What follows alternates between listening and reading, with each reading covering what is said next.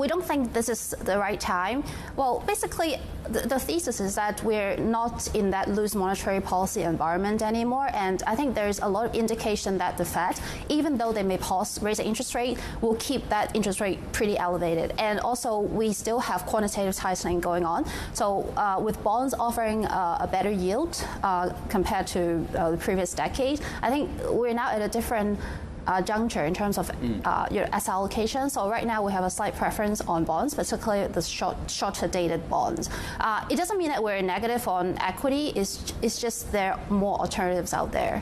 Yeah, and look, those who watch the CME Fed funds futures will spot that actually the market has been wrong about the Fed every single moment since this rate hiking cycle began. All 525, 150 basis points of hikes, they've pretty much got wrong as well so far as well. Bearing in mind the likes of Goldman's think that we're going to get an upgrade on the SEP, the Summary of Economic Projections, from 1.1% growth this year to somewhere in the region of 2%, and actually only a downgrading of employment by a decimal as well. Is the market already for 2024 just way ahead of its skis, so to speak, in its aspirations for rate cuts? I think there is some complacency. I think there's a risk that the Fed will actually project fewer rate cuts than previously being written in the dot plot, because they previously said 4 rate cuts, but I think probably maybe they will do 1 fewer in 2024 given the resilience of the economy, which surprised many people. So I think there is indeed some complacency, but it is very hard to forecast. I think the key risk that we see at the moment is the acceleration in the energy prices.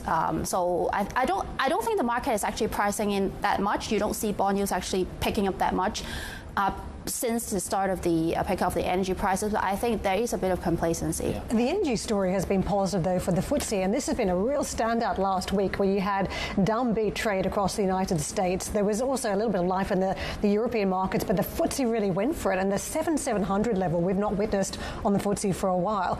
As you look now at the China play, would you play the commodity story through the FTSE, or would you play it through the Shanghai Composite? And, of course, there's not been much life in the Shanghai Composite so far this year. Yeah, our view has been that we are cautious on China, and even though there is actually some rebound in Chinese activity and there is so much stimulus being put into the property sector, we don't think we'll be increasing our Chinese weighting. So we'd rather play it via indirect plays such as UK miners, natural resources, or European companies. So I think the FTSE, I think there is a case for the FTSE now because it is cheap. It's relatively cheap, especially compared to the US, and I think the China rebound story, it could actually support the FTSE, of course, the high energy price as well. Hi, I'm Joanna Bersecci, and thank you for watching. You can check out more of our videos by clicking on the boxes on the screen.